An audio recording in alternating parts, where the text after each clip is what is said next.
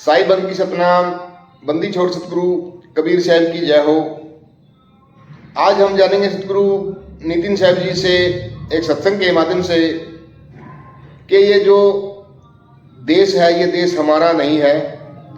इस संसार में हम आके फंस गए हैं और इतने जन्मों के बाद भी हम इसी दुनिया के अंदर बैठे हुए हैं। आज तक भी हम नहीं जान पाए कि हमारा असली घर कहाँ पे है। लेकिन हमें अगर ये जानना है तो एक सच्चे सतगुरु की जरूरत है। हमें एक वेदी गुरु ही बता सकता है कि हमें कौन सी भक्ति करनी चाहिए, कौन सी नहीं करनी चाहिए, किस भक्ति से हमारा मोक्ष होगा और किस भक्ति से हमारा मोक्ष नहीं होगा। तो आज जो सत्संग होगा, सतगुरु नितिन साहब जी ने सत्संग के अंदर सारे के सारे वेद खोल के रख दिए हैं। तो आपने सत्संग को पूरा विवेक लगा के और पूरी बुद्धि लगा के सुनना है। ये भी बदल गया। अब आगे ले लो, कई सांसों की साधना करते हैं, सांसों में नाम जपते हैं। अब तुम सांस लो जरा और छोड़ो तो इसमें एक आवाज आएगी, गुप्त आवाज है। वो कौन सी है? सो। जब सांस लोगे तो आवाज आएगी सो, और जब छोड़ोगे आवाज आएगी हम। सो हम, सो हम। बदल रहा है, ये भी बदल रही है, तो ये भी माया है। अब कई लोग कानों में उंगलियां डालते हैं और अलग अलग तरह की आवाजें सुनते हैं। 5 नाद कह देते हैं उसको। अब 5 नाद कैसे सुनेंगे? पहले एक आवाज आएगी, शंख की आ गई, फिर वो बदल जाएगी, फिर वो वीणा की बन गई, फिर बदल जाएगी, फिर वो बांसुरी की बन गई, फिर बदल जाएगी, फिर सारंगी की बन गई, फिर बदल जाएगी, फिर वो बादलों की गर्जना बन गई। यानी वो भी बदल रही है, यानी वो भी माया है। जो भी मंत्र जप रहे हो देखो बदल रहा है। ओम नमो, कोई भी ले लो, हर चीज बदल रही है। यानी अभी तक सत्य तक पहुंचे नहीं है। क्या है जो कभी नहीं बदलेगा? आत्मा कभी नहीं बदलती। आत्मा जैसी है वैसी ही थी और वैसी ही रहेगी। ये आत्मा का ना तो कभी जन्म होता है, ना ही आत्मा की कभी मृत्यु होती है। हे अर्जुन, इस आत्मा को ना तो कोई शस्त्र काट सकता है, ना अग्नि जला सकती है, ना वायु सुखा सकती है, और ना ही जल भिगो सकता है। यानी आत्मा को कोई कुछ कर ही नहीं सकता। लेकिन शरीरों को जलाया भी जा सकता है, काटा भी जा सकता है, मारा भी जा सकता है, भिगोया भी जा सकता है, सुखाया भी जा सकता है। तो दोनों में फर्क समझ लो, एक है शरीर, एक है आत्मा। शरीर यानी असत्य और आत्मा यानी सत्य है। इसीलिए गीता में अध्याय 3, कौन सा? 3 श्लोक नंबर 17, अध्याय 3 श्लोक नंबर 17 क्या बोला उसमें कृष्ण जी ने? उसमें यही समझाया है कि हे अर्जुन, अपनी आत्मा में रमण करते हैं, जो अपनी आत्मा में तृप्त है, जो अपनी आत्मा में संतुष्ट है, उनके लिए कोई धार्मिक कर्म कर्तव्य लागू ही नहीं होता। सारा मैटर ही क्लियर कर दिया, पूरा मैटर क्लियर कर दिया कि सत्य और असत्य को समझ लो। तो सत्य क्या है? आत्मा ही सत्य है। आत्मा के अलावा कुछ सत्य नहीं है। लेकिन ये जीव आत्मा को तो सारी उम्र नहीं जान पाया, कभी सोचा तक नहीं कि ये मेरी शरीर, मेरी काया चल कैसे रही है, ये हाथ हिल कैसे रहा है, ये उंगलियां कैसे हिल रही हैं, मैं खा कैसे रहा हूं, मैं चल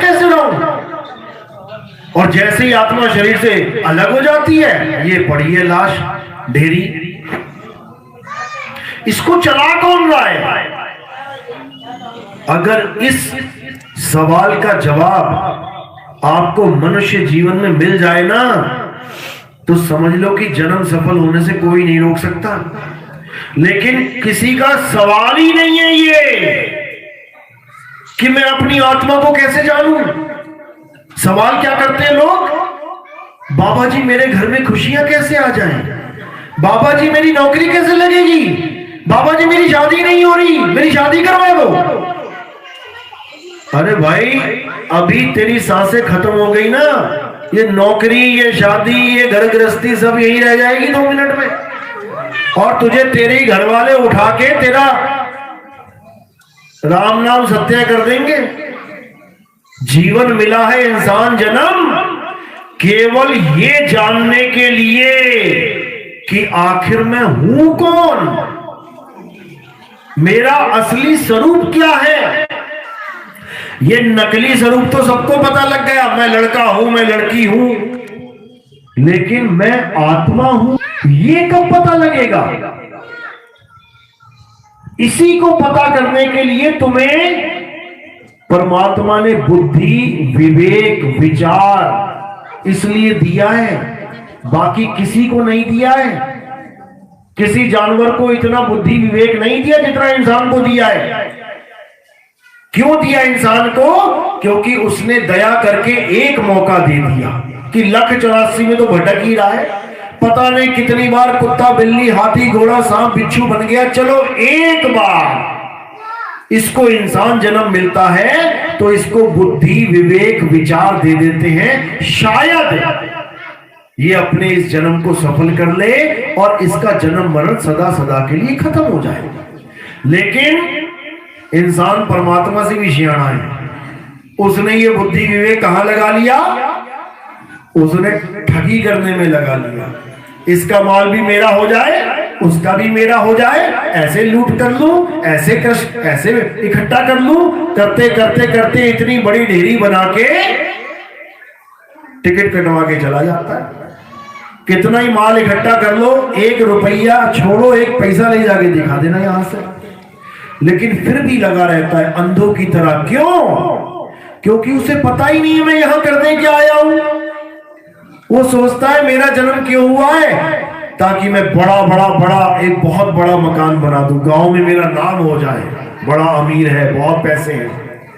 अरे भाई 2 मिनट लगेंगे तेरी अमीरी खत्म होने में। यहां से उठाएंगे, शमशान में जलाएंगे और 4-10 दिनों में भूल जाएंगे कौन था तू। ये जीवन मिला है केवल और केवल आत्म ज्ञान प्राप्त करने के लिए। इसलिए कबीर साहब समझा रहे हैं, अरे जल में मीन प्यासी, मुह देखत आवे हासी, आत्म ज्ञान बिना नर भटके, कभी काबा कभी काशी। काबा और काशी में कौन जाते हैं? कौन जाते हैं? श्रद्धालु जाते हैं, भगत जाते हैं। मुसलमान भगत काबा में जाता है बंदगी करने, और हिंदू भगत काशी में जाता है। अब दोनों भगत हैं, लेकिन कबीर साहब की नजर में क्या है? भटके हुए इंसान। तभी तो वाणी में कह रहे हैं आत्म ज्ञान बिना नर भटके। और भटके भी कहां? किसी जंगल में थोड़ी नहीं भटक रहे हैं। भटक गया वो किसी मार्केट में, किसी मेले में थोड़ी नहीं भटक गए। आत्म ज्ञान बिना नर भटके, कभी काबा कभी काशी। यानी तुम्हारा तीर्थ स्थान, तुम्हारा मंदिर, मस्जिद, गुरुद्वारा ही तुम्हारे भटकने का कारण बन गया है। क्यों? कारण क्या है?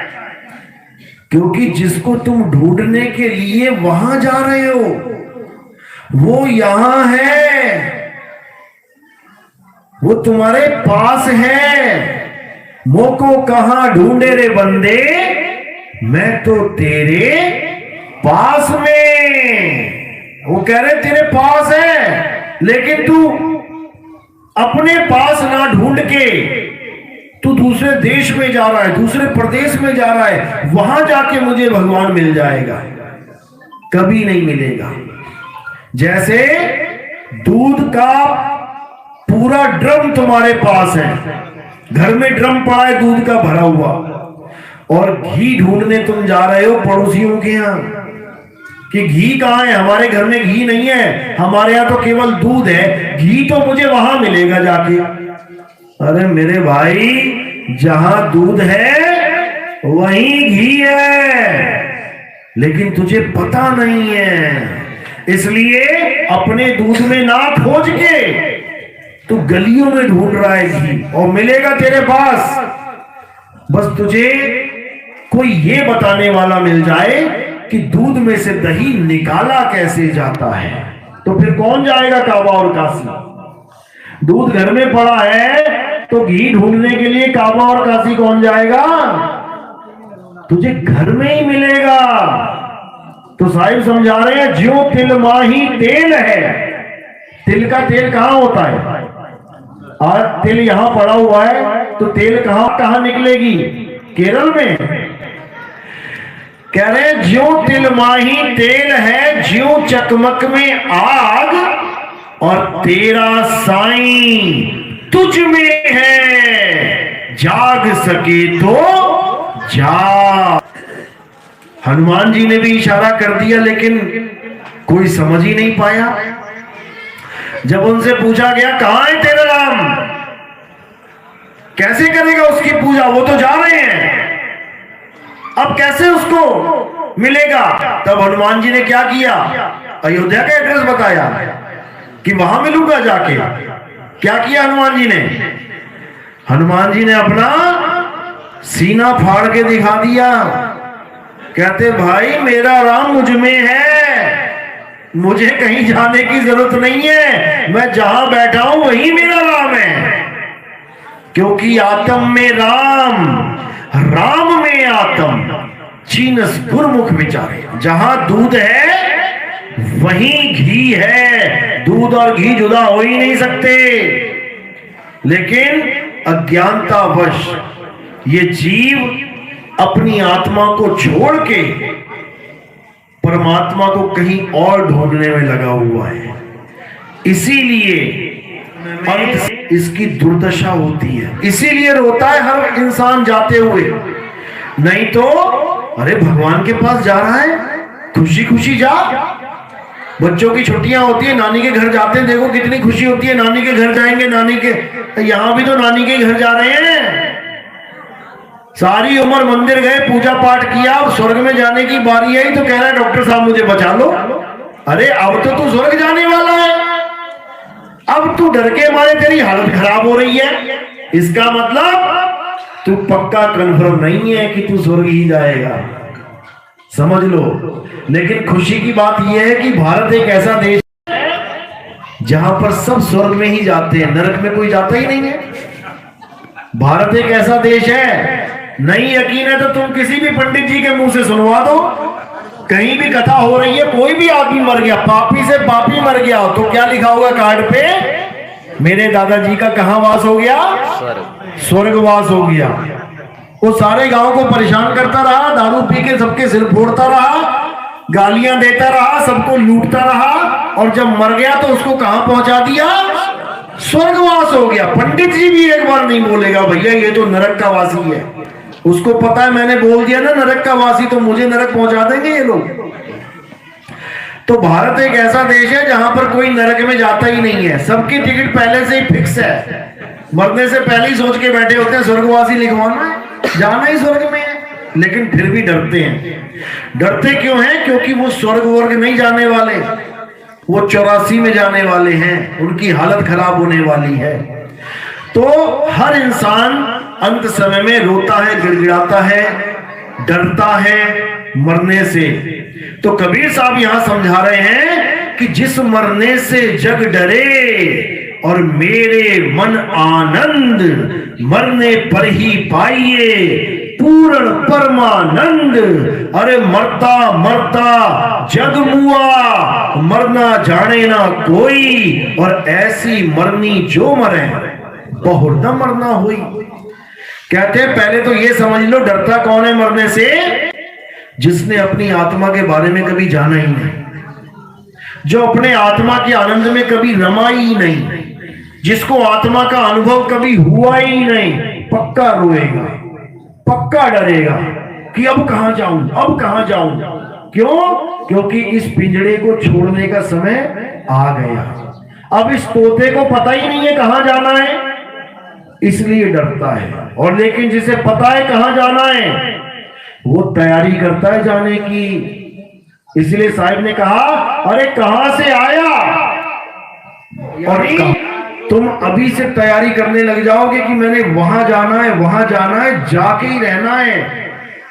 तुम्हारी आज से ही तैयारी शुरू हो जाएगी, क्योंकि जाना तो सत्य है, लेकिन किसी को पता ही नहीं है जाना कहां है। इसलिए कोई ये शरीर नहीं छोड़ना चाहता। हर इंसान शरीर को पकड़ के बैठा कि मर ना जाऊं कहीं। तो कबीर साहब इसी को समझाते हैं कि जब पता है कि मृत्यु आनी ही आनी है, तो इससे भागना नहीं है बेटा। जब पता है कि साल के बाद एग्जाम होना ही होना है, तो पढ़ाई से भागना नहीं है। क्या करना है?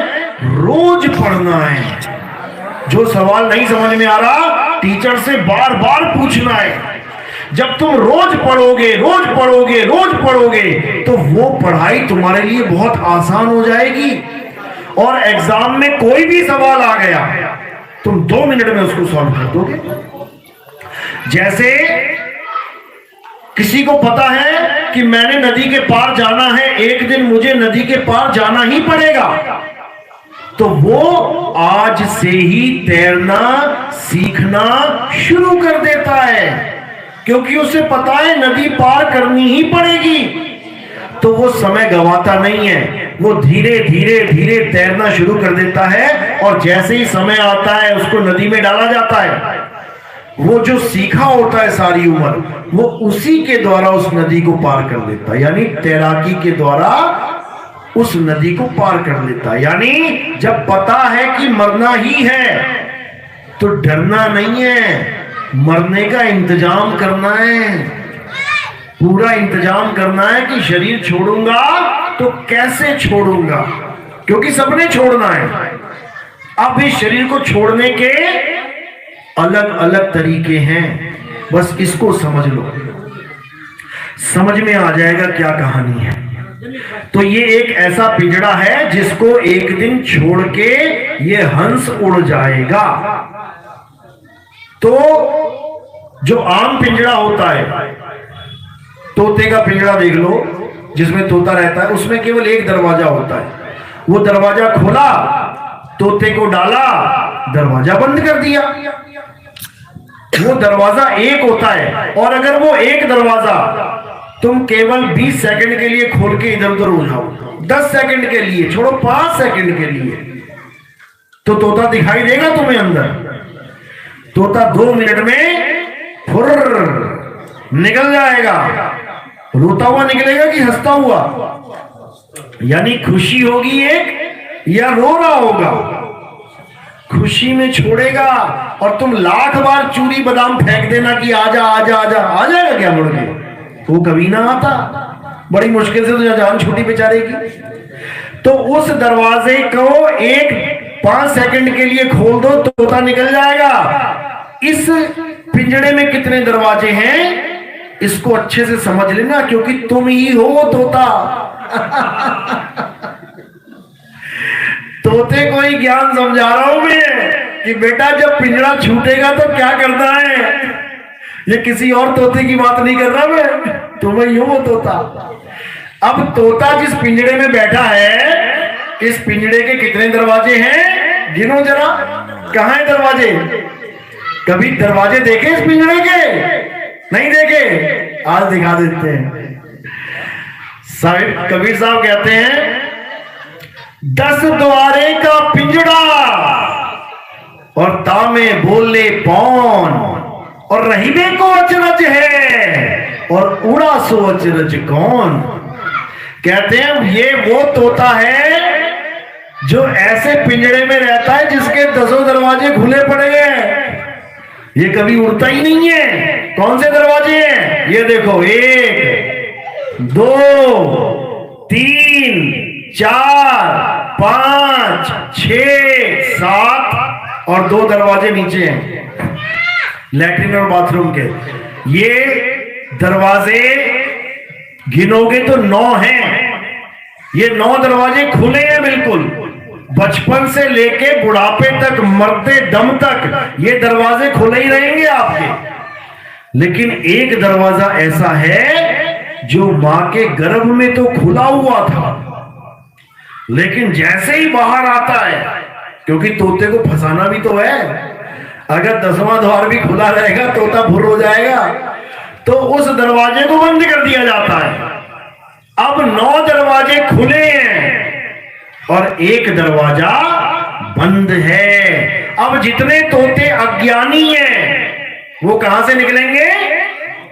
9 दरवाजों में से। जब तोता निकलेगा यानी किसी की मृत्यु होगी तो उसकी लैट्रिन निकल जाएगी, यानी नीचे वाले दरवाजे से निकल गया। किसी का पेशाब निकल जाएगा यानी नीचे के दरवाजे से निकल गया। किसी की जुबान निकल आएगी बाहर, मुंह खुला रह जाएगा यानी तोता यहां से निकल गया। किसी के नाक में से खून निकलने लग जाएगा, समझ जाना कि तोता नाक के दरवाजे से निकल गया। किसी की आंखें बाहर आ जाएंगी गोल गोल अंडे की तरह, समझ जाना कि आंखों से निकल गया। किसी के कान में से ब्लड आ जाएगा तो समझ जाना कि तोता कान के रास्ते से निकल गया। 9 दरवाजों में से अगर तुम निकल गए तो कार्ड पे स्वर्गवास लिखवाना, चाहे कुछ भी लिखवा देना, कुछ नहीं होने वाला। कहां चले जाओगे? 1,84,000 में। कीड़े मकोड़े, कुत्ता बिल्ली हाथी घोड़ा, मक्खी मच्छर खटमल, सांप बिच्छू कॉकरोच, पता नहीं क्या बनना पड़ा या क्या पड़े हुए हैं। देखो, गाय बैल बकरी तुम्हारे सामने है, कभी उनकी आंखों में देखा करो, गाय की आंखों में देखा करो जाके, क्या दिखेगा? एक आंसू की धारा दिखेगी तुम्हें, इतनी गाढ़ी होगी कि उसके निशान पड़ गए होंगे। बहुत खुश नहीं है गाय कि तुम सोचो कि गाय में तो 33 करोड़ देवी देवता है, वो तो खुश होगी, रो रही है, भोग रही है अपने इस 84 के चक्कर को, रो रही है और तुम्हें संकेत दे रही है तुम मत रोना, नहीं तो आज जो लड्डू पेड़े गुलाब जामुन खा रहे हो फिर घास खानी पड़ेगी सूखी भूखी। खा के देख लेना आज, थोड़ी सी चबा के, चबा पाओगे कि नहीं, क्योंकि वहां पर चबानी पड़ेगी। तो वो यही संकेत दे रहे हैं तुम्हें। आज तुम बढ़िया मकान बना के आराम से रह रहे हो, किसी कुत्ता कुतिया की योनि में आ गए तो गलियों में सोना पड़ेगा, बिना मकान के, बिना बेड के, नाली का पानी पीना पड़ेगा। आज तो आरओ लगवा रहे हो घरों घरों में, साफ सफाई का पूरा ध्यान है। सुअर बन गए तो पता है खाना कहां मिलेगा? सुअर बन गए तो ब्रेकफास्ट कहां होगा पता है? नाली में होगा, और खोद खोद के लोगों का खजाना जो वहां गिरा पड़ा उसको खाना पड़ेगा। ये असलियत बता रहा हूं मैं, मजाक नहीं है। वो सुअर के साथ कोई दुश्मनी नहीं परमात्मा की कि तुम्हें इंसान बना दिया उसको सुअर बना दिया, वो भी तो उसी का बच्चा है। तुम्हें भी बनना पड़ेगा, याद रखना, जैसे उस ऋषि को बनना पड़ा था। क्या बनना पड़ा था? हिरण। भागवत में कथा आती है, एक ऋषि था, सारी उम्र ओम नमः शिवाय, ओम नमः शिवाय, ओम भगवते वासुदेवाय, हरे राम हरे कृष्ण, हरे राम हरे कृष्ण। सारी उम्र भगवान का नाम जपता रहा, सारी उम्र वेद पुराण गीता पढ़ता रहा, सारी उम्र हवन यज्ञ करता रहा। बूढ़ा हो गया, मरने वाला समय आ गया, तो क्या हुआ?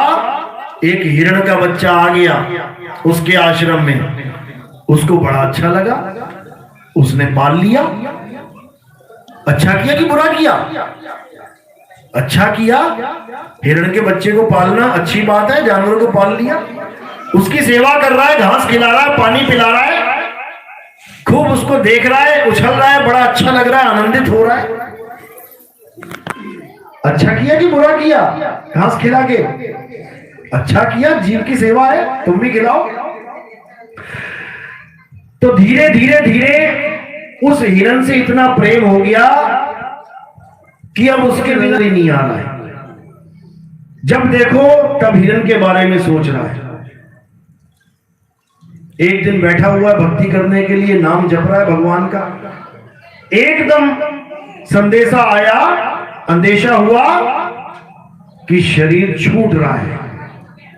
अब जैसे ही शरीर छूटने की बारी आई, अब महात्मा जी का ध्यान कहां चला गया? हिरण के बच्चे में। अरे मेरे जाने के बाद इसे कौन पालेगा? अरे मैंने इसको बांध रखा है गले से, अगर कोई भेड़िया आ गया, कोई शेर आ गया तो ये भाग भी नहीं पाएगा, ये मर जाएगा। अरे ये तो बड़ा अन्याय हो गया।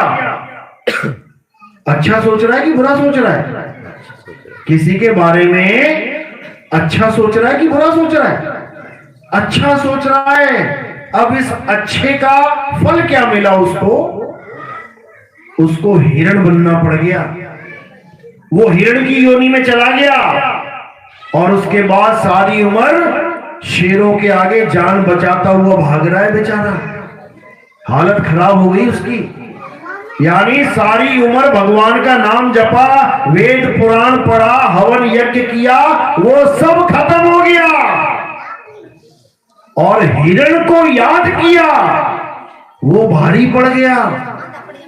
सोचो, वो तो तब भी एक अच्छा काम कर रहा है। किसी कमजोर हिरण को रक्षा देने की बात सोच रहा है, तब ये हाल हुआ उसका 84 में जाना पड़ा। तुम सोचो कि तुम क्या कर रहे हो, और जब शरीर छूटेगा तो तुम्हारा क्या हाल होगा। जिसने सारी उम्र राम राम किया, भगवान भगवान किया, उसको शेरों के आगे दौड़ाया जा रहा है। तुम सोचो कि तुम्हारा क्या बनेगा। उसने तो कोई पाप कर्म भी ना किया होगा, वो तो कभी किसी को ठग भी नहीं रहा होगा, वो तो कभी किसी के बारे में गलत भी नहीं सोच रहा होगा, वो तो कभी किसी को मार झगड़ भी नहीं रहा होगा। तो ये हालत हो गई है, तो हमारी हालत क्या होगी? तुम्हारी रूह कांप जाएगी अगर तुम एक बार सोच के देख लो कि क्या होगा। हॉस्पिटलों में जाके देखो, एक बार देखो लोगों के चेहरे, जीने के लिए कैसे बेचारे ललायित हैं। मौत का सामना हो रहा है, हालत खराब हुई पड़ी है। उनको कह दो ना मरते हुए आदमी को 1 करोड़ रुपए ले ले, अरे जाने दे यार 1 करोड़, यहां मेरी जान की पड़ी है, तुझे 1 करोड़ की पड़ी है। उसको 1 करोड़ में स्वाद नहीं आएगा। मरने वाले को तुम बढ़िया सी 5,000 रुपए की थाली, बढ़िया एकदम अच्छे अच्छे पकवान लेके जाना, उसको खिलाना, खा भैया और वाह वाह कर गया, भाड़ में जा खा। यहाँ पे मरने की हालत हुई पड़ी, यहाँ पे स्वाद ही नहीं आएगा उसको। वो रसगुल्ला भी खा लेगा, उसको पता ही नहीं लगेगा मीठा है कि खट्टा है। ऐसी हालत हुई पड़ी है लोगों की। तो ऐसी हालत सबकी होगी। ये मत सोचना कि दुनिया आई है मरने के लिए, तुम्हारा भी नंबर लगेगा। इससे पहले कि नंबर लग जाए, उस तोते को ये समझ जाना चाहिए कि मैं आखिर करूंगा क्या अंत समय में। बस अगर ये समझ लिया तो समझ लो कि ना तो तुम्हें राम राम करने की जरूरत पड़ेगी, ना तुम्हें कबीर कबीर करने की जरूरत पड़ेगी, ना तुम्हें अल्लाह अल्लाह, वाहिगुरु वाहिगुरु, गॉड गॉड, हर चीज से मुक्त हो जाओगे। अब तुम्हारे जीवन में एक लक्ष्य रह जाएगा कि मैंने इस शरीर को छोड़ना कैसे है। बस छोड़ के जाना कहां है। मैं हिंदू हूं, मुसलमान हूं, सिख हूं, ईसाई हूं, इससे मतलब ही कोई नहीं है। क्योंकि तोता और पिंजड़ा बस 2 ही चीजें हैं यहां पे। वो तो दुनिया ने रटा दिया तोते को। तोता क्या राम जी का पुजारी होता है? तोता राम जी की पूजा करता है कभी? लेकिन जब पिंजड़े में होता है ना, उसको रटा दिया था, बेटा बोलो राम, वो भी करता है लाम लाम लाम। अब वो हिंदू तोता हो गया। अब किसी मुल्ला जी ने तोता पाल लिया, वो कह रहा बेटा बोल अल्लाह हूं अल्लाह हूं, तोता भी लगा अल्लाह हूं अल्लाह हूं। अब वो मुसलमान तोता हो गया। अब किसी वाहिगुरु वाले ने तोता पाल लिया, उसने वो रटवा दिया वाहिगुरु वाहिगुरु, अब वो सिख तोता हो गया। बस यही हाल है हमारा। तोता अपने आप को जानता नहीं और पिंजड़े का उसको पता नहीं, और तोता यहां हिंदू मुस्लिम सिख ईसाई बन के बैठा हुआ है। बस हालत यही है तोते की। जबकि तोता कोई धर्म का है ही नहीं, वो केवल पिंजड़े में बोलता है राम राम राम राम, और जैसी तोता उड़ गया कौन राम कैसा राम, वो भूल जाता है सब कुछ। उसको आजादी से प्रेम है, वो तुम्हारी भाषा रिपीट इसलिए कर रहा है क्योंकि वो कहती हुआ पड़ा है, इसलिए तुम्हारी भाषा बोल रहा है वो।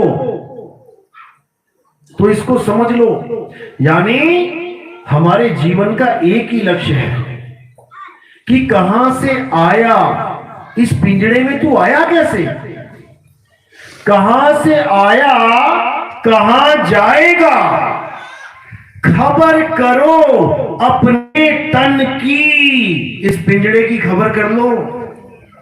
सतगुरु मिले तो भेद बतावे और खुल जाए अंतर खिड़की, जो आखिरी दरवाजा है जिसको बंद कर दिया गया है, वो दरवाजा खोल दिया जाता है, और जैसे वो दरवाजा खुला तोता सीधे अपने घर, यानी अब उसको किसी और पिंजड़े में नहीं आना पड़ेगा। बस यही समझना, जिसने ये समझ लिया उसका जन्म मरण का रोग सदा सदा के लिए खत्म हो गया। और जो ये नहीं समझ पाया, अब वो तैयारी करे वापस आने की। अब पता नहीं कौन सा जन्म मिलने वाला है। आज इंसान जन्म में हो, बढ़िया गद्दा है, सो रहे हो, खाना बढ़िया खा रहे हो, प्यास लगी, पानी की टंकी टोटी घुमाई, जग भरा, 2 लीटर पानी पी लिया, हिरण बन गए। फिर ये मोटर नहीं मिलेगी, बटन दबाया पानी भर दिया।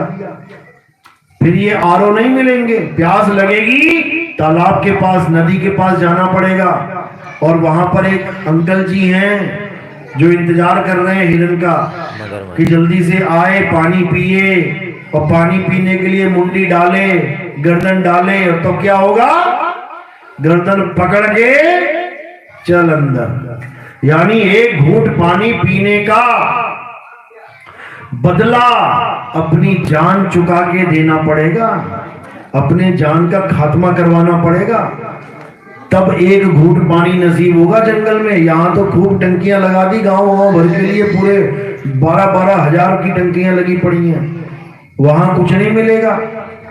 तो इससे पहले कि वो दुर्दशा हो जाए, जाग जाओ, जाग जाओ और इस दुनिया से भाग जाओ। साहिब कह रहे हैं, भाग भाग रे फकीर के बाल के, कनक और कामिनी से शेर लागा, अरे फाड़ के खाएगा तू खड़ा चिल्लाएगा, बड़ा बेवकूफ है जो ना भागा। अरे बचे नहीं नीमी ऋषि, बचे नहीं रिंगी ऋषि, ऋषि नारद मुनि को चाप डाला, और कहे कबीर बचेगा सोई, करे सत्संग दिन रैन जागा।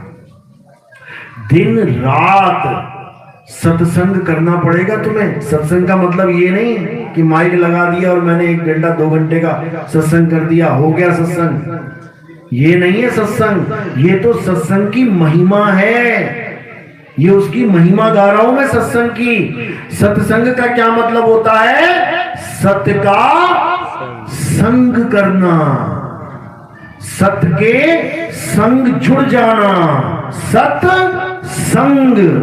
तो सत्संग कब करोगे, पहले पता तो हो ये सत्य है क्या, अभी तो संग करूंगा। तो सत्य क्या है, आत्मा ही सत्य है। और संग कौन करेगा, आत्मा का संग कौन करेगा, जीव करेगा, जीव। क्यों, क्योंकि जीव ही नाना प्रकार की योनियों में भटका हुआ है। आत्मा का संग करेगा तो परम गति को प्राप्त हो जाएगा, आत्मा का ज्ञान प्राप्त होगा तो इसकी भटकना खत्म हो जाएगी। इसीलिए बोला है, आत्म ज्ञान बिना नर भटके। नर यानी जीव, ये काया में जीव बैठा है, यही हर काया में बैठा है, यहां बैठा है, वहां बैठा है, हर जगह जीव बैठा है। अब करना क्या है, इस जीव को आत्मा के साथ जोड़ देना है। यानी अपनी आत्मा का संग करना है। 24 घंटे अपनी आत्मा का ध्यान धरना है। कैसे धरेंगे ध्यान? जोगियों की तरह आंखें बंद करके। फिर घर का काम कौन करेगा? फिर सास कहेगी बढ़िया बहू मिली है, 24 घंटे आत्मा का ही ध्यान करती रहती है, आंखें बंद करके बैठी रहती है। काम कौन करेगा? काम भी आप ही करोगे, लिखोगे, पढ़ोगे, सारे काम करोगे और साथ के साथ आत्मा का ध्यान करोगे। कैसे? जैसे एक पनिहारिन मटका अपने सिर पे रखती है और चल पड़ती है घर से। 24 घंटे चल रही है, तो 24 घंटे में कितनी देर मटके का ध्यान किया उसने? उसका ध्यान मटके पे कितनी देर रहेगा 24 घंटे में से? 1 घंटा। 24 घंटे यानी वो चल भी रही है, रास्ते में कोई मिल गया तो बातें भी कर रही है, कोई झगड़ा करने लग गया तो 2-4 गालियां भी दे रही है, और आगे जा रही है, कोई मार्केट आ गई तो सौदा भी कर रही है, भूख लगी तो खड़ी होकर ठेले पे खाना भी खा लिया। लेकिन 24 घंटे में अपने मटके को 1 सेकंड के लिए भी नहीं भूला। ये है महिमा नाम की। यानी तुम्हें ऐसा गुरु चाहिए जो तुम्हें ऐसा सिमरन बता दे जो 24 घंटे चले। 24 घंटे तुम्हें अलग से राम बोलने की जरूरत ही ना पड़े, तुम्हें अलग से वाहिगुरु बोलने की जरूरत ही ना पड़े, 24 घंटे राम के साथ जुड़े रहो। तो इसी को साहिब ने सिमरन बोला है। सिमरन, सिमरन की सुध यूं रहे ज्यों गागर पनिहार, और बोले डोले सूरत में कहे कबीर विचार। 24 घंटे सारे काम भी करोगे और परमात्मा के नाम का भी 24 घंटे सिमरन करोगे, टूटेगा नहीं वो। जब 24 घंटे उसको याद करोगे तो कहां जाओगे? अब हिरण की योनि में थोड़ी नहीं जाओगे, क्योंकि हिरण को याद करोगे तो हिरण की योनि में जाओगे।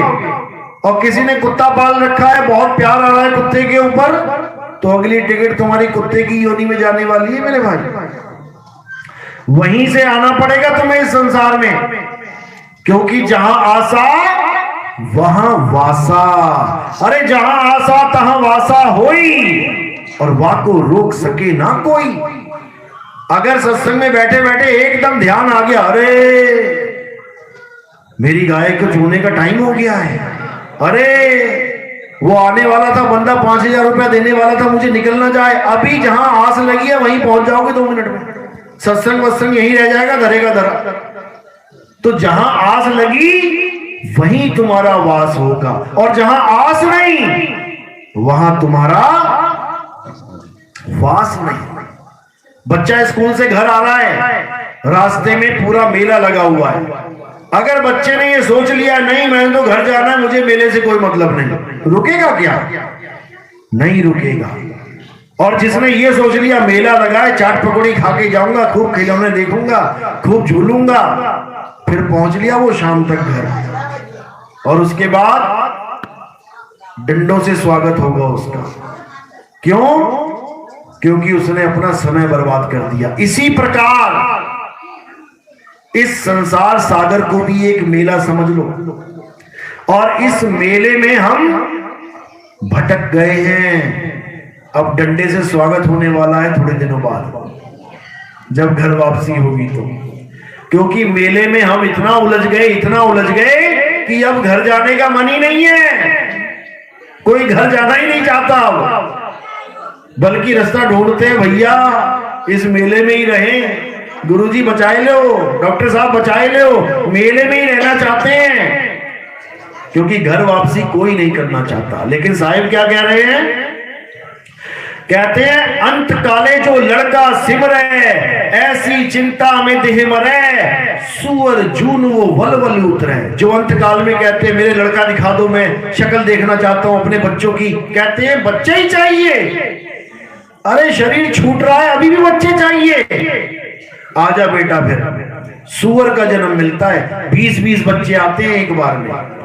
5 बार सूरी भी आ गई तो गांधारी बन जाएगी,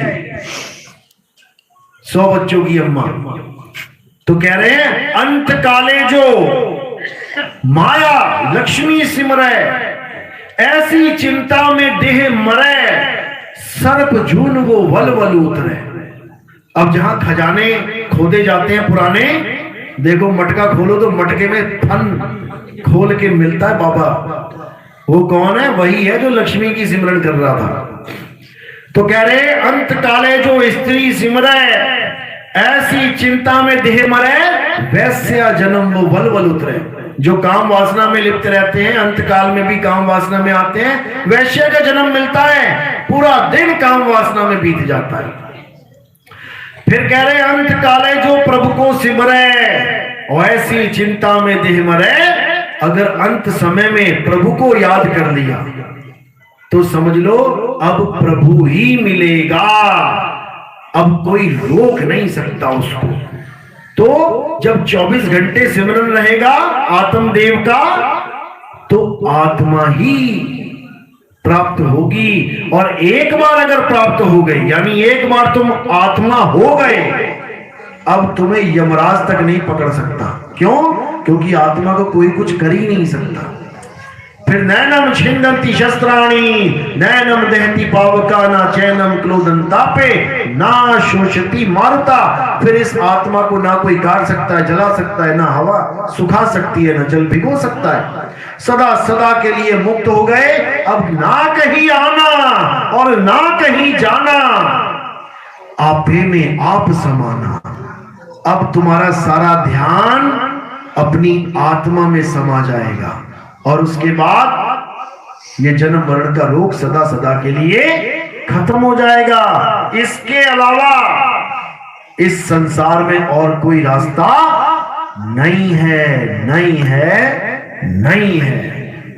इसके अलावा कोई मंत्र जप रहा है, तंत्र कर रहा है, पूजा पाठ कर रहा है, हवन यज्ञ कर रहा है, वो असत्य को ही ध्या रहा है। अंत में उसे असत्य ही मिलने वाला है, क्योंकि सत्य केवल एक है, सत्य नित्य है, सत्य शाश्वत है, सत्य सनातन है, और सनातन सबके लिए एक है। क्या है सनातन? हे अर्जुन, आत्मा ही सत्य सनातन है। हिंदू मुस्लिम सिख ईसाई सबके लिए एक ही सत्य है, और वो सत्य सनातन है। सनातन का मतलब ये नहीं कि तुम पत्थरों की पूजा करो तुम सनातनी हो गए। तुमने राम जी की पूजा कर ली, श्याम जी की पूजा कर ली, हनुमान जी की पूजा, तुम सनातनी हो गए। तुम कभी सनातनी नहीं हुए। सनातनी कौन होता है? सनातनी और हिंदू में फर्क समझ लो। अभी ये लोगों को ये भी नहीं पता कि सनातनी और हिंदू में क्या फर्क है। सब हिंदू बनने में लगे हैं और सनातन का किसी को अता पता नहीं है। हिंदू कौन होता है? जो हिंदू देवी देवताओं की पूजा करता है, यानी शरीरों की पूजा करता है। राम जी, कृष्ण जी, हनुमान जी, शनि देव, वरुण देव, ये देव, वो देव, सारे देव, वो हिंदू है। जो शरीरों की पूजा कर रहा है, मंदिरों में पत्थरों की पूजा कर रहा है, हिंदू है। और सनातनी कौन है? जो सत्य सनातन को जान रहा है, जिसका ना कभी जन्म होता है ना कभी मृत्यु होती है, उसकी कोई देह नहीं है, उसका कोई शरीर नहीं है, वो आत्म तत्व है। जो उस आत्म तत्व का पुजारी हो जाता है वही सत्य सनातनी कहलाता है। तो हमने सनातनी बनना है, इसीलिए कहते हैं सत्य सनातन धर्म की जय। लेकिन हमें पता ही नहीं है सत्य सनातन धर्म होता क्या है। हम सोच रहे हैं राम जी की पूजा करना सत्य सनातन धर्म है। जब राम जी पैदा नहीं हुए थे तब किसकी पूजा करते थे? कोई कहेगा विष्णु जी की। अरे विष्णु जी भी जब पैदा नहीं हुए थे तब किसकी पूजा करते थे? उसके आगे तो किसी को पता ही नहीं है किसकी पूजा करें। उसकी पूजा करनी है जो सदा से था, सदा है, सदा रहेगा। और वो क्या है? वो सत्य सनातन आत्मा है। राम जी केवल एक युग के लिए आए। त्रेता में कृष्ण जी केवल एक युग के लिए आए। द्वापर में विष्णु जी एक युग के लिए हैं। सतयुग में वो कौन है जो सब युगों के लिए है? आत्मा है। विष्णु जी का शरीर, राम जी का शरीर, कृष्ण जी का शरीर किसकी वजह से चल रहा है? आत्मा की वजह से।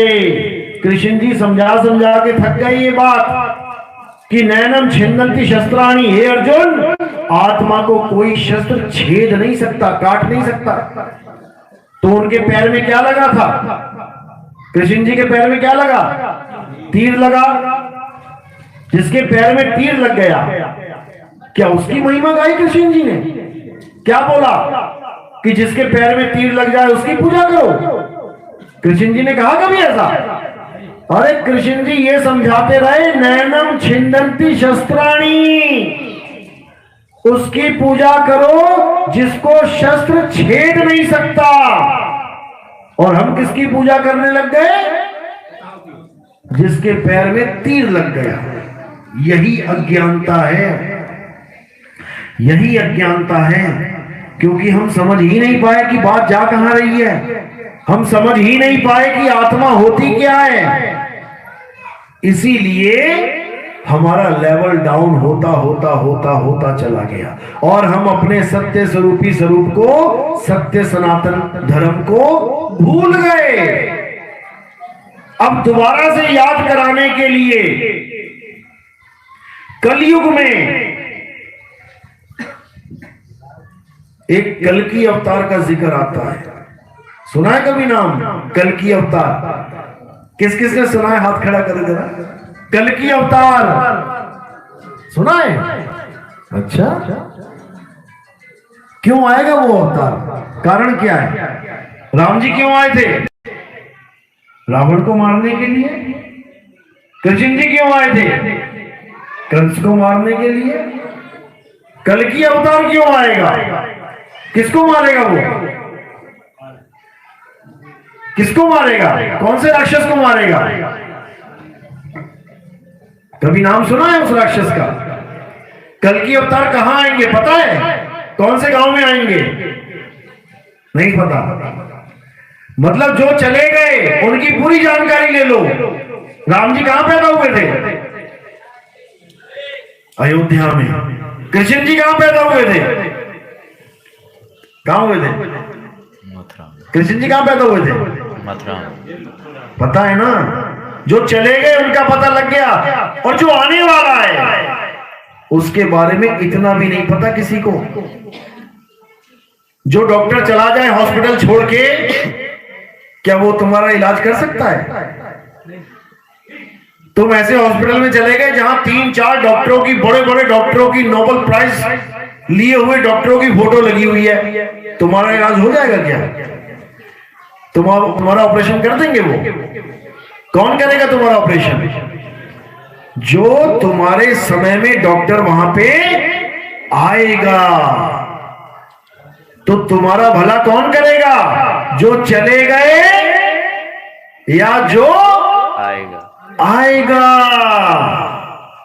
वो तुम्हारा भला करेगा जो आएगा। तो एक कल्कि अवतार आएगा और वो तुम्हें इस जन्म मरण से मुक्त करेगा। उसके बारे में जानना शुरू कर दो। इंटरनेट खंगालो, ग्रंथ पढ़ो, भविष्य पुराण पढ़ो, जिसमें हमें भविष्य बताया गया है। यहां ऐसे बाबा मिले हैं जो तुम्हें 2, 4, 5, 10 दिन का भविष्य बताने में लगे हुए हैं, पर्ची बना बना के।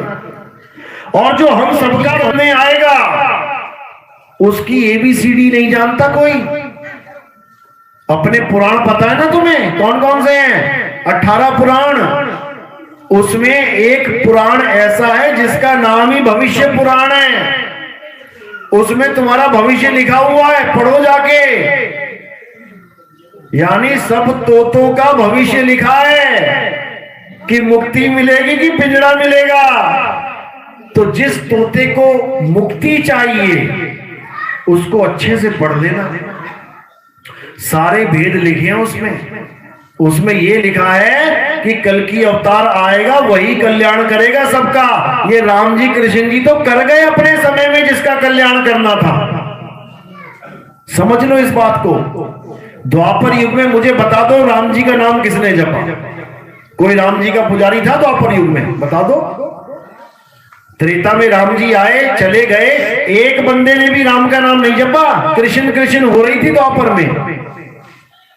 क्यों? क्योंकि राम जी का समय समाप्त हो गया, वो डॉक्टर चले गए, अब नया डॉक्टर आया है द्वापर युग में कृष्ण नाम का, वो कर रहा है सबका इलाज। अब कृष्ण जी भी चले गए, अब कौन करेगा इलाज? अब कल की अवतार करेगा इलाज। तो अपना डॉक्टर ढूंढना शुरू कर दो, इससे पहले कि कैंसर इतना बढ़ जाए कि प्राण निकल जाए। ढूंढना शुरू कर दो, क्योंकि समय तुम्हारा आने वाला है, ज्यादा लंबा समय नहीं है। एक आदमी का एवरेज समय कितना है इंडिया में जीने का पता है? मात्र 60 साल एवरेज समय, यानी 60 भी पूरे नहीं हो पाते। लोग 45, 50, 55 तक निकल लेते हैं। कोई 60, 70, 80, 90, बहुत ज्यादा तो कोई पूरे शहर में 2, 4, 5 जो 100 पार करते हैं। तो जब हम एवरेज लगाते हैं तो 60 की उम्र आती है। अब 60 की उम्र की एवरेज में अब अपना हिसाब लगा लो कि कितने साल के आप हो गए हो। अगर तुम 40 साल के हो गए हो तो केवल 20 साल है तुम्हारे पास। अगर तुम 50 साल के हो गए हो तो मात्र 10 साल है तुम्हारे पास। अब तुम 55, 56, 57, 58 के हो गए हो तो कैलेंडर उल्टा लटका लेना। अब साल मत गिनना, अब दिन गिनना। 365 से शुरू कर देना। 365 गया, 364 गया, 63 गया, करते करते बस तुम्हारी कहानी निपट जाएगी। उसमें तोते को निकलना पड़ेगा। तो इसलिए मेरे भाई अब समय बहुत कम है, अब विचार करना है, चिंतन करना है कि यहां से निकले कैसे। नहीं तो निकालने वाला इतना निर्दयी है कि घसीट के निकालेगा। देखो कैसे रोड पे एक्सीडेंट होते, चिथड़े उड़ जाते हैं, कौन जाना चाहता है, लेकिन लेके वो जाएगा। तो इसलिए इससे पहले कि मृत्यु आए, मृत्यु का इंतजाम कर लो, अपने आत्म स्वरूप को प्राप्त कर लो। उसके बाद तुम्हें कभी मरना ही नहीं पड़ेगा, कभी मरोगे ही नहीं। कैसे? अब कोई सोचे अच्छा मरेंगे ही नहीं, शरेआम झूठ बोल रहा है। तो जैसे रात में, जैसे तुम सोते हो, कौन कौन सोता है रात में? हाथ खड़ा करो जरा, कौन कौन सोता है? बहुत अच्छी बात है। जब तुम सोते हो तो असल में तुम नहीं सोते हो। कौन सोता है? शरीर सोता है। और तुम क्या करते हो? तुम सपना देख रहे होते हो। तुम्हारे सपने में शेर आता है, तुम भाग रहे होते हो। तुम्हारे सपने में पानी आता है, तुम डूब रहे होते हो। तुम्हारे सपने में मार्केट आती है, तुम सब्जियां खरीद रहे होते हो। तुम्हारे सपने में शादियां होती है, तुम नाच रहे होते हो। तुम्हारे सपने में झगड़ा हो रहा होता है, तुम मां बहन की गालियां दे रहे होते हो। और दुनिया क्या सोच रही है? सो रहा है। सो नहीं रहा है, वहां पे मार पड़ रही है, रो रहा है, सपने में कूटा जा रहा है। और जैसी उठता है कहता है शुक्र है सपना था। समझ लो। तो ये कौन है जो सोने के बाद भी नहीं सो रहा है? कौन है ये? यही तुम हो जो सोने के बाद भी नहीं सो पा रहे हो, क्योंकि तुम कभी सोते ही नहीं हो। इसी प्रकार तुम मरने के बाद भी नहीं मर पाओगे, क्योंकि तुम मरते ही नहीं हो। कौन मरेगा?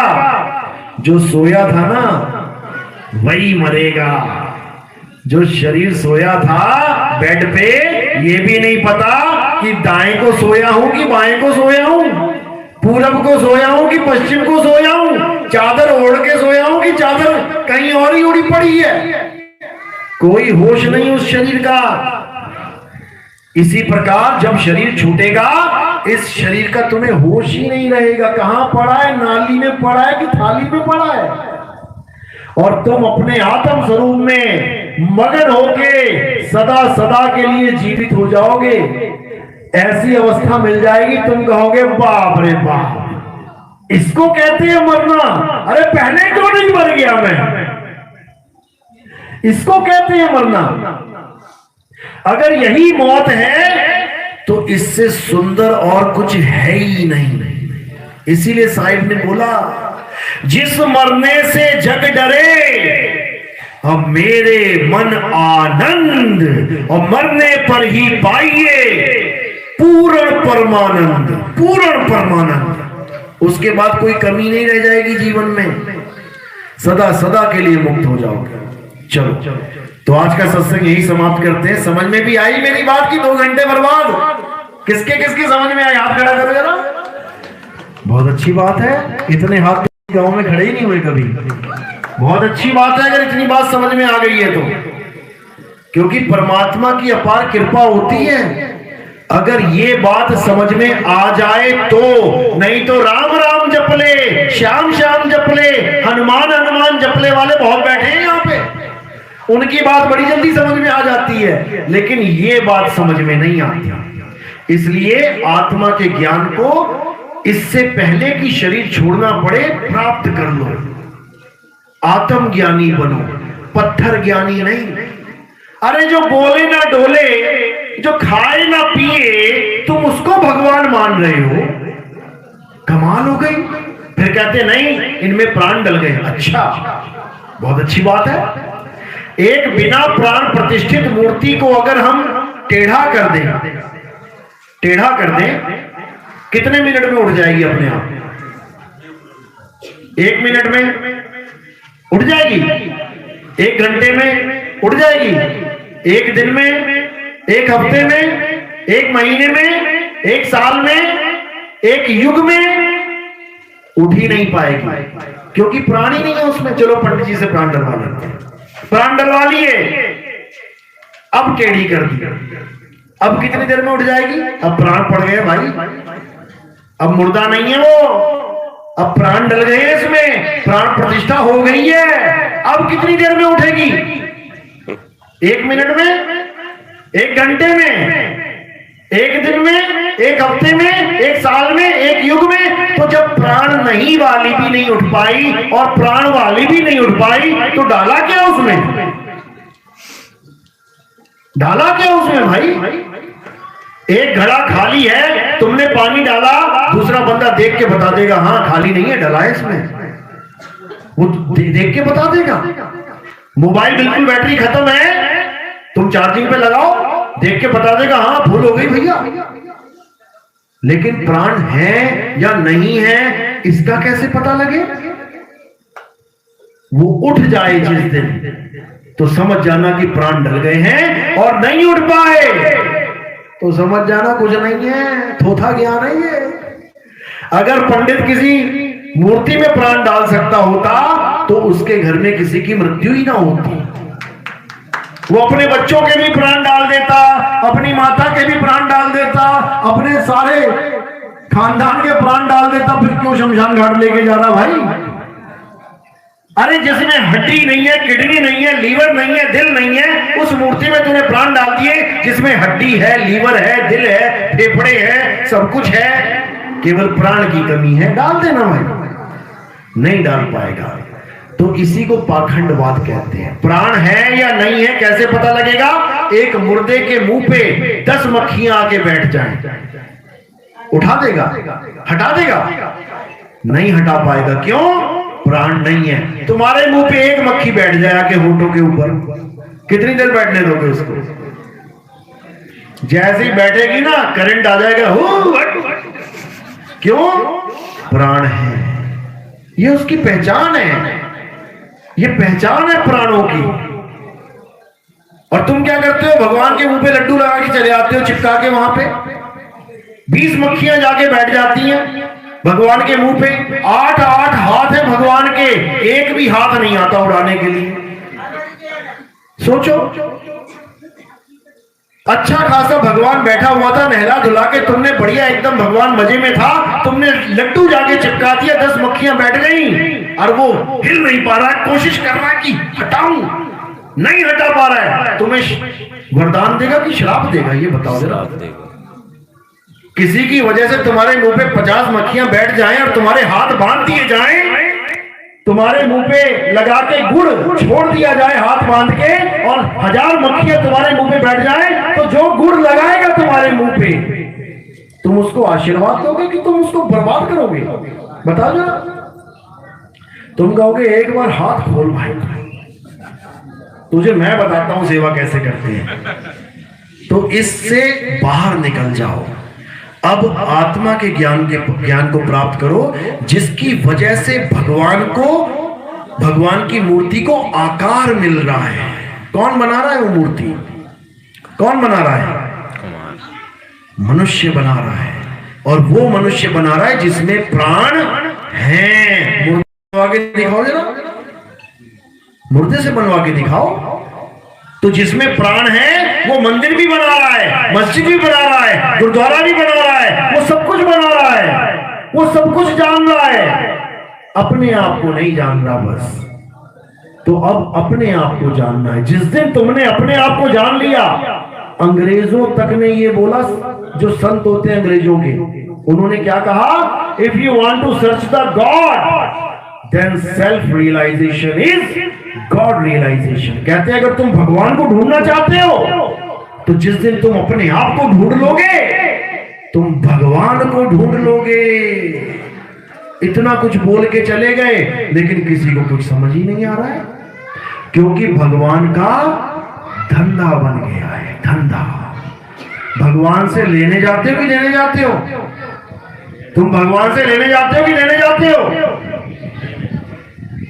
कभी भी तुम मंदिर में जाके 10 रुपया लेके आए हो, तो उस दिन मुझे बता देना। तुम मंदिर में जाके 100 रुपए दे के आए हो, मैं तुम्हें 10 बार बता दूंगा। तो तुम भगवान से लेने गए थे कि देने गए थे? अरे भाई, तुम भगवान को देने जाते हो, गल्ला इसीलिए लगा है। आओ और कुछ दे के जाओ। तो लेने गए थे कि देने गए थे? एक कहावत है ना, लेने के देने पड़ गए। गए थे भगवान से लेने और चले आए वहां पर देके। तो भैया होश में आ जाओ और आत्म ज्ञान को प्राप्त करो। भगवान को किसी दान चंदे की जरूरत नहीं है। भगवान को किसी दान की जरूरत नहीं है, समझ लो। तुम्हारा गांधी वाला नोट वहां चलता ही नहीं है, वहां तो सोने की अशर्फियां चलती होंगी। तुम गांधी वाला नोट लेके घूम रहे हो, बैंक का नोट, वो कागज के समान है। और अगर भगवान देने वाला होता, तो पैरों में जो गल्ला रखा है भगवान खुद ही भर देता सारा। एक भी गल्ला दिखा दो जो जनता के बिना भरा हो, नहीं भर सकता, क्योंकि जनता भर रही है उसको। भगवान कभी नहीं कहता, भगवान तो देने वाला है। अंधन को आंख दे, कोड़िन को काया, बांझन को पुत्र दे, निर्धन को माया। वो तो सब कुछ दे रहा है, लेकिन तुम समझ ही नहीं पा रहे उस बात को। चलो, तो आज का सत्संग यही समाप्त करते हैं, और परमात्मा से अरदास करता हूं कि इस गांव पर मालिक की दया ऐसी बने, ऐसा विवेक जगे कि आत्मा के ज्ञान को अच्छे से समझ पाओ और जन्म मरण से मुक्ति की तरफ भागो। अब बंधन की तरफ नहीं भागना है, बहुत बंध लिए। युगों युगों बीत गए संसार में जन्म लेते लेते, युगों युगों। सतयुग में आए, त्रेता में आए, द्वापर में आए, फिर कलयुग में यही पड़े हुए हैं। अब निकलने की तैयारी करो भाई, अब निकलने की तैयारी करो। चलो, अब तो जयकारा लगाएंगे मालिक के नाम पे, और उसके बाद आपको आगे का प्रोग्राम बताया जाएगा। बोलिए परमपिता परमात्मा की, सतगुरुवंदी छोड़ कबीर साहिब की, सभी संतों की, सभी भक्तों की, गांव नगर बस